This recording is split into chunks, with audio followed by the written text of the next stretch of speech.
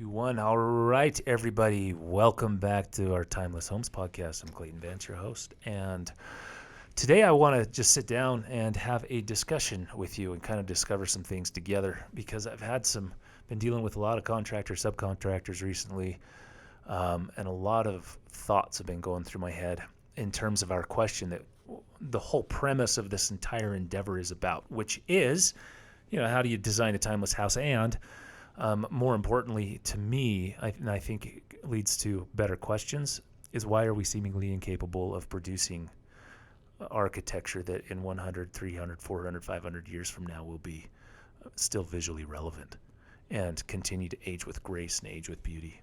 So we're going to look at some things today and hopefully get on the same page to have this discussion.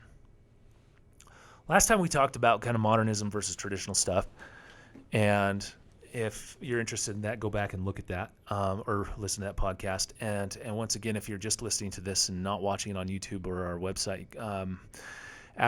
if some things don't make sense and we are using some diagrams and some other stuff, just go back and watch it. Because once again, architectural is necessarily visual, and you can't entirely talk about architecture without drawing some pictures. So, subcontractors and contractors. It seems like the people who most need to know the information about this are those guys, besides the designers. Because what I've discovered, I continually just run into issue after issue with every project. I'm like, why was that decision made? The drawings show this. You didn't do it. The framers inevitably screw up every project that's ever been done in the history of ever. Why is that? Because there's typically a superintendent or a boss, someone in charge who actually understands the craft, the trade, and everything else, and then he hires a bunch of, workers, and those workers, go all the way down to having no education or talent whatsoever to, people with a lot of skill, and laborers. You'd tell laborer, here, do this, and then the laborer, for some reason, will still not understand what this is and do not this, do something different, and hence it being screwed up. And then the consequence of that screw up keeps affecting every other thing that happens within the construction project from there on out. And this is kind of par for the course everywhere. It's not like, oh, you hired someone bad. There are a few companies out there, particularly in residential construction, who are exceptional and in terms of just custom home design. And those guys have their crews and their particular subs that they work with on a consistent basis, so everyone knows exactly what to expect and what is expected. But that is not most people, and those contractors are generally in crazy high demand and charge an arm and a leg. But when you pay for an arm and a leg, you get an arm and a leg, and you actually get a pretty dang impressive result by the time it's all said and done. So if you can afford to go that route, by all means, go that route. But most of us who earn typical wages and real wages can't afford that, and typically buy cookie cutter tract houses from some mass developer or mass builder.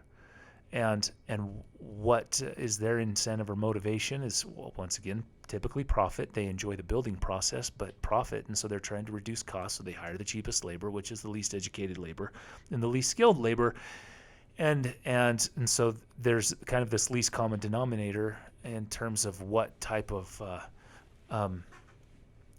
what type of assembly line system can I set up in order to produce a so-called house within these parameters. And so that gets you what we have, what we're living in today. That is an effect of some of the technological advancements that have occurred over the last century. And that's what the real kind of discussion and kind of what are we doing here? We're going to have an inquiry into the residual effects of the last 100 years' technological advancements. Is that fair? And how can we overcome some hurdles that we can't seem to overcome? And are there some answers? There might be, there might not be, but let's kind of go on this investigation together. I'm going to be shooting from the hip because I've just had a crazy busy week this week, but it's all relevant to what I've been experiencing this week and what my mind's been dwelling on. So hopefully this will be good. In order to begin, I think we need to first ask some questions about going from big picture, let's do super high level analysis, down to something we can really digest in a practical level. And really high level analysis can seem kind of kindergartner type of knowledge, but we need to start there so we know we're all talking about the same stuff. So if I were to ask the question, what's a city composed of? And how is this composed? Because eventually a city gets down to the buildings, its constituent parts, which is buildings. What's a city, and what are the constituent parts of a city? We have, in just basic generic stuff, transportation corridors, which consist of, start thinking about those in your head, obviously cars. Used to be horse and buggy, but now it's cars. And it used to be rail, and it still is rail, and it used to also be canals. And so you had to get stuff from here to there. That's the whole premise. Either me or something that I want to take with me needs to get from here to there, so I have to have a way to get from here to there. It used to be canals and horse and buggy, and then it turned into rail, and now it's cars primarily, and trucks. So that's one part of the city composition: streets, rail lines, and if you're in Venice or Bruges or Amsterdam, you have canals. Excuse me. The other very obvious thing is buildings. It's composed of buildings. Okay, let's break down buildings. You have essentially two different major building category types. You have public buildings and you have private buildings. Public buildings, I guess you could probably consider them as foreground buildings, and private buildings you can consider as background buildings. So you have foreground and background buildings, public and private buildings, which we can further break down. Public buildings, what kind of public buildings do we have? We have civic buildings, which is all of your governmental types of things, courthouses, city halls, and other city buildings. Maybe a city theater, community theater, that type of stuff that are owned by the public entity. All of your utility buildings. And then what else do we have under this kind of the public buildings? You have institutional buildings, which can be educational, right? So you have educational buildings, whether they be collegiate or elementary school or middle school, high school. You have, what else?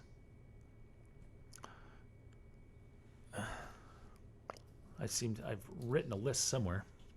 Where is it? So public foreground. You got religious. I shouldn't have forgot religious.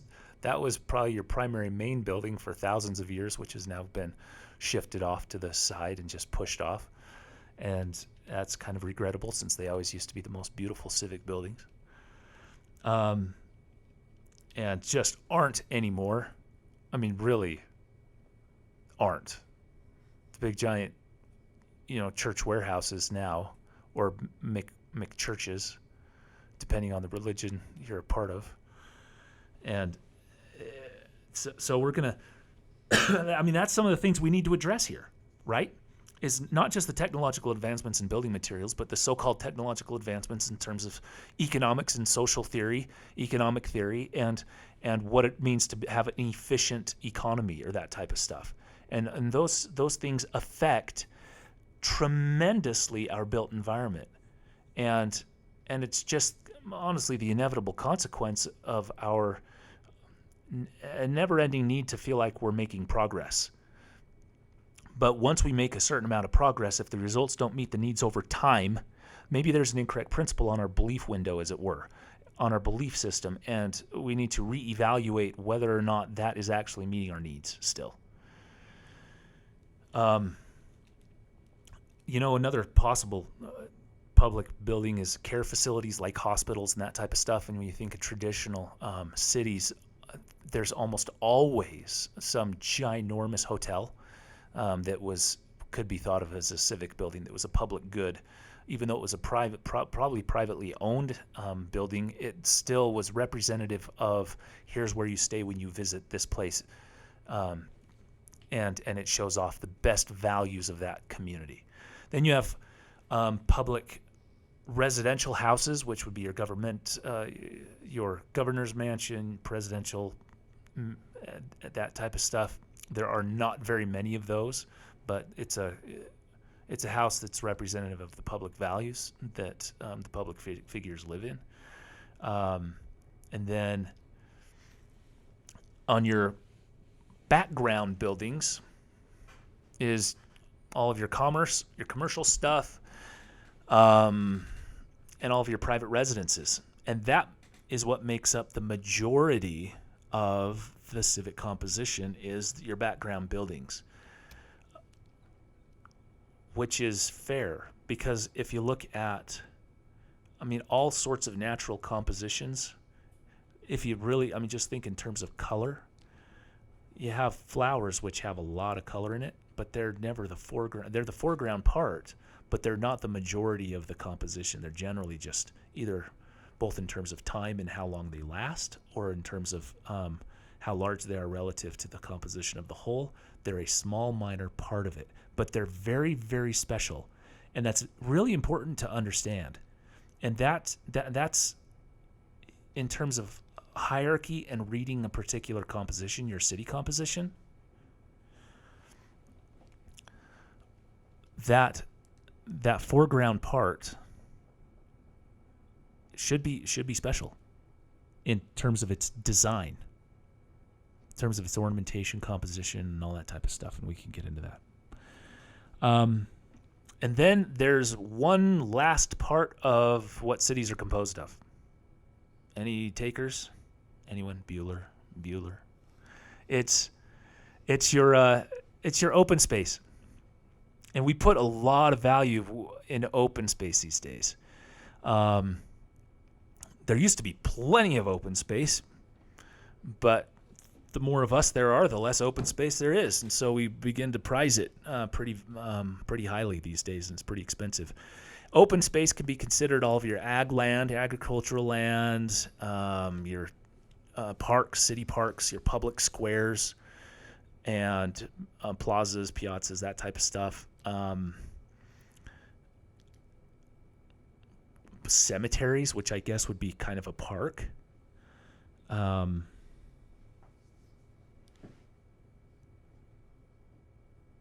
think that's, if you got any more, by all means, email me, let me know.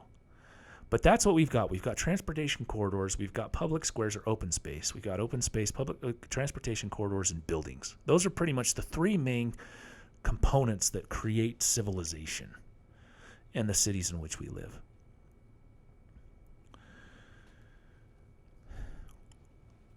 It used to be, historically, so this is what I was talking about before, was a public building used to have, it was separated and distinguished from the background buildings. The foreground buildings separated from the background buildings in such a manner that you could read it as a foreground building. However,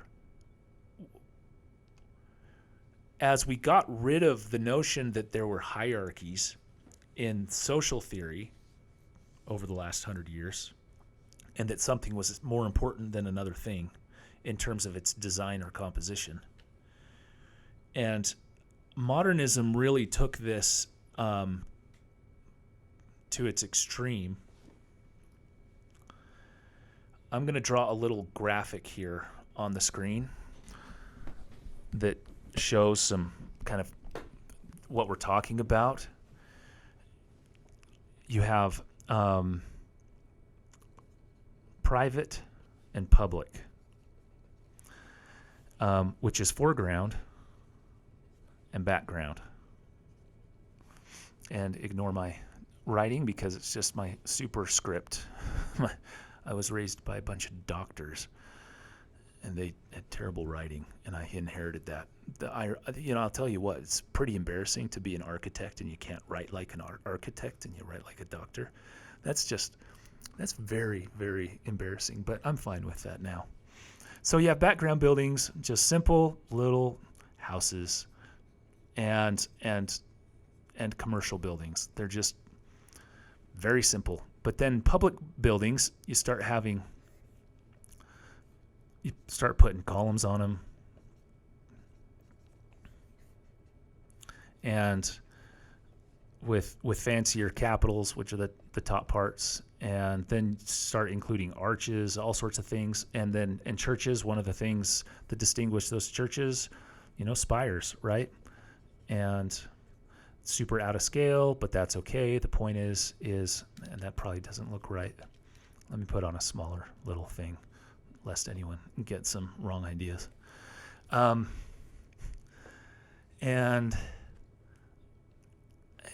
then you could have some sort of crazy hotel, which is awesome. And before the invention of the elevator, which was in the 1800s, buildings necessarily had to be fairly short, right? And so, 4 to 5 stories max. And that's what they were. It's how much a human being could travel up and down on a daily basis at a reasonable scale. And so everything really was scaled to the human travel ability, because we were bound by that, by non-mechanical means of getting from here to there. And so streets were narrower because of proximity requirements. Buildings were shorter because of needing to get up and down just by foot. And once our technological advancements occurred in a way, or so-called progressed in a way that we no longer were bound by foot, but actually had mechanized means of getting from here to there. Oh my gosh, talk about opening up a world of possibilities.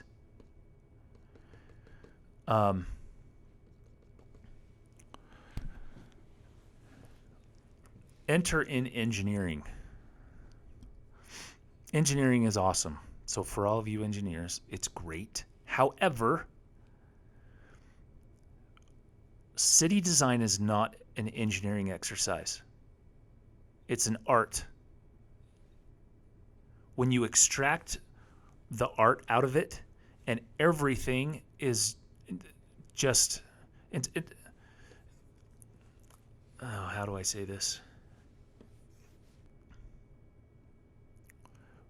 What we've done is we've taken the art out of it, because art is so-called subjective. We've replaced it with a so-called objective thing, which is engineering, which is math and science.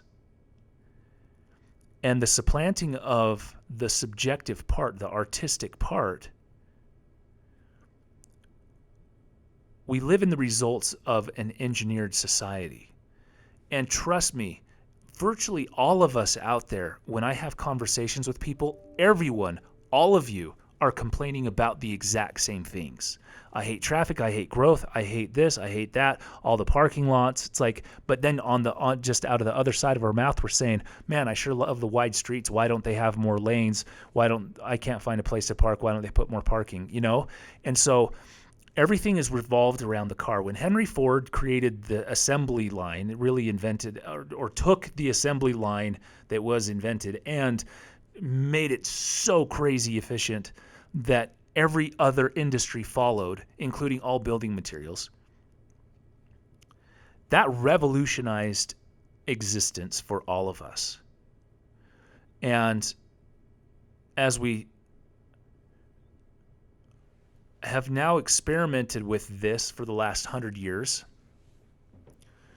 we've realized that the spaces that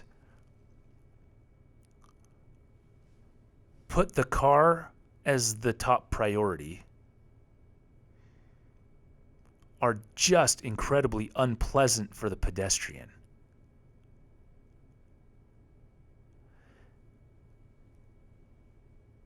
And that is a problem. You can design streets for people, or you can design streets for cars. And you can design them for both, but one of them will be prioritized above the other. Once again, a hierarchy, which you can't do anything about. It just exists. But one is going to be privileged over the other. And the engineers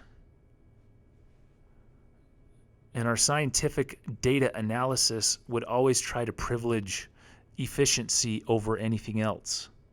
And that, man, is just a bad aim. Let me explain. In road design, or let's look at a city design from, let's go ancient Rome.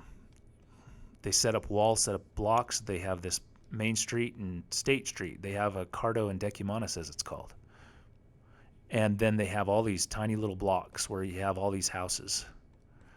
And those blocks can go every which way. They were typically on a north-south axis, but over time they wouldn't be perfectly straight or anything like that. But what you would have is you'd have multiple ways to get from here to there. And we talked about that last time. And that's really important.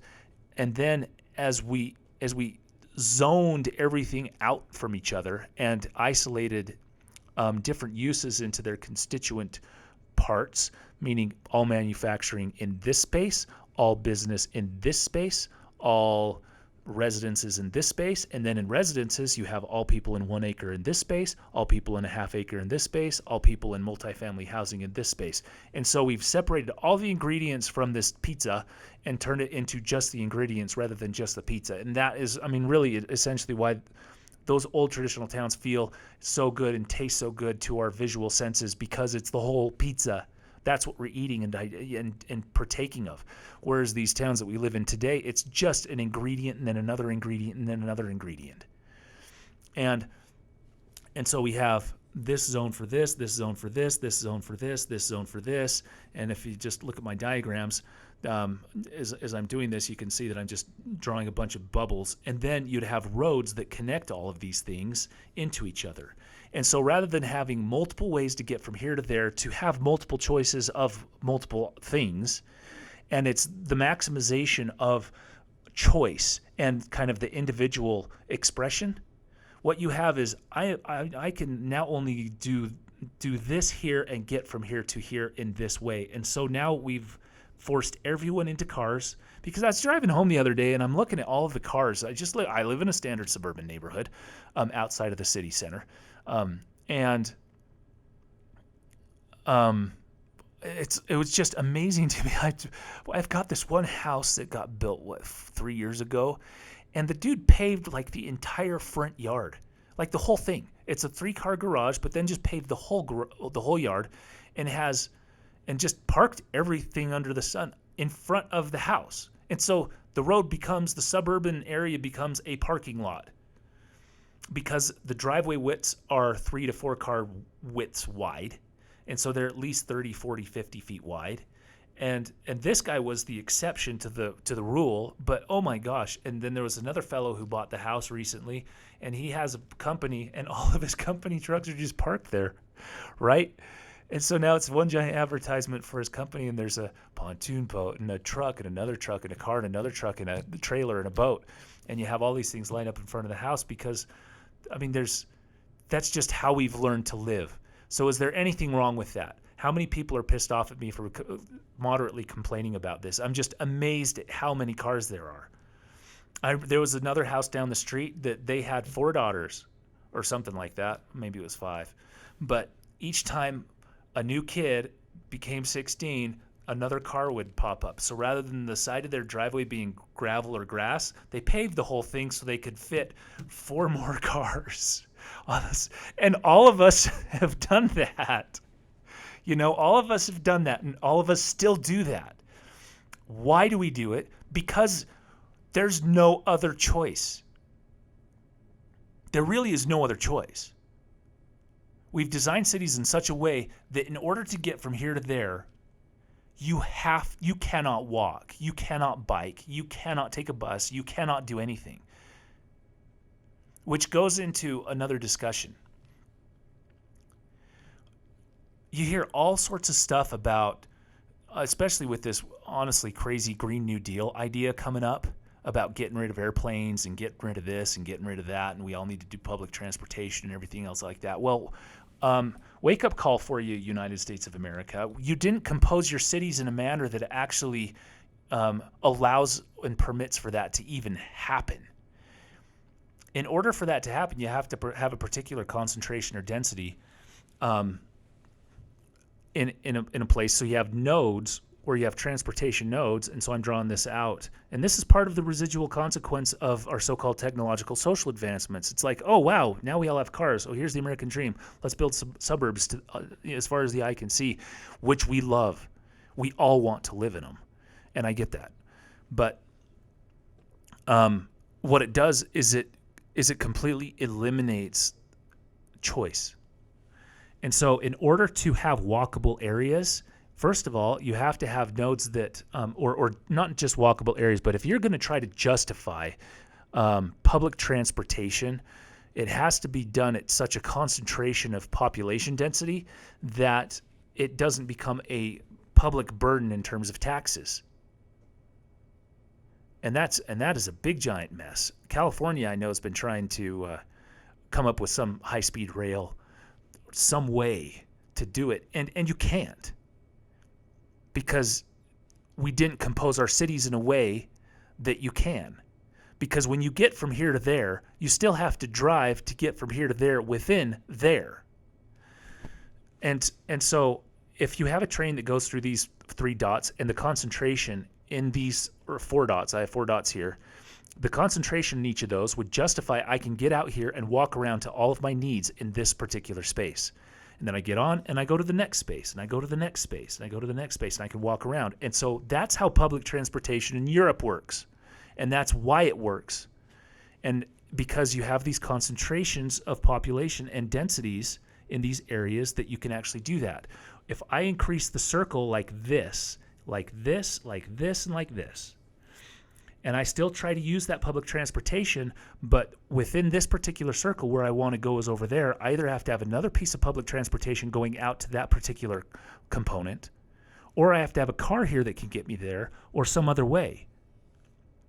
But that's how we've developed our towns, is rather than having this really dense concentration of people, we spread out the people like this. And if you get to a node, you still have to take a car to get to anywhere else within that so-called node. So it just doesn't work.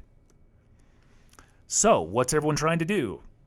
They're trying to come up with ways to increase the density, because that's the scientific approach. If we increase the density in this particular area, we can make it a node. Therefore, we can have public transportation that is justified by taxation, and we can build cities in a manner that is green, that is more sustainable, and that type of stuff. Well, newsflash for you. If you build places at such a concentration of population density that have architecture that is completely monotonous, not timeless, and just bad, I'm just going to say straight up just bad, guess what still sucks? The pedestrian experience in that node. And so no one wants to go to that node. And so even if you have shopping, and that's what ends up happening is you have, like a shopping mall or multi-story shopping center or something at a particular node, to justify it so people want to go there. But as soon as the novelty of that wears off over time, now what are you going to do? And that type of kind of reinvention of cities happens over and over again. But if the building fabric is not composed in a way that can be reused and utilized over time, it's going to be incredibly unfulfilling and not sustainable and not green, because you're rebuilding buildings over and over and over and over again. So what are the residual effects of modernism on these things? It's like, okay, now we build kind of arbitrarily designed modernist type of weird residential structures that, because of our economic advancements in terms of those assembly line systems, we've assembly lined buildings. And so now we have McMansions is what we've made, but now we have McApartments, and you'll have vast, endless seas of just apartments that look exactly the same in order to increase the density, in order to justify these public transportation corridors. And that's what we're experiencing in the Western U.S.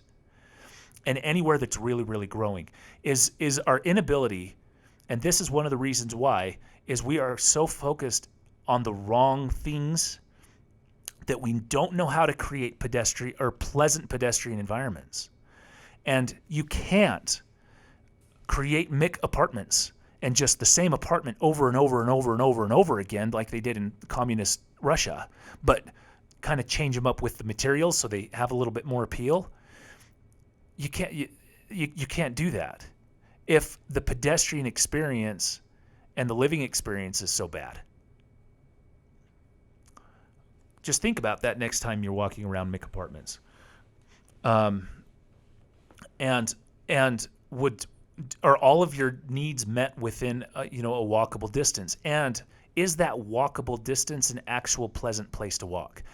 The thing that defines how pleasant a place is to walk is going to be, in large part, the architecture that you're surrounded by, because it is the surroundings that really make something appealing. And that's why so many of us love taking a hike in nature. It's nature. We're natural beings, and we hike in places where we feel not necessarily at home, but something that is more, I guess, ingrained, more primitive in ourselves, where we just feel that connection to life and something way bigger than us.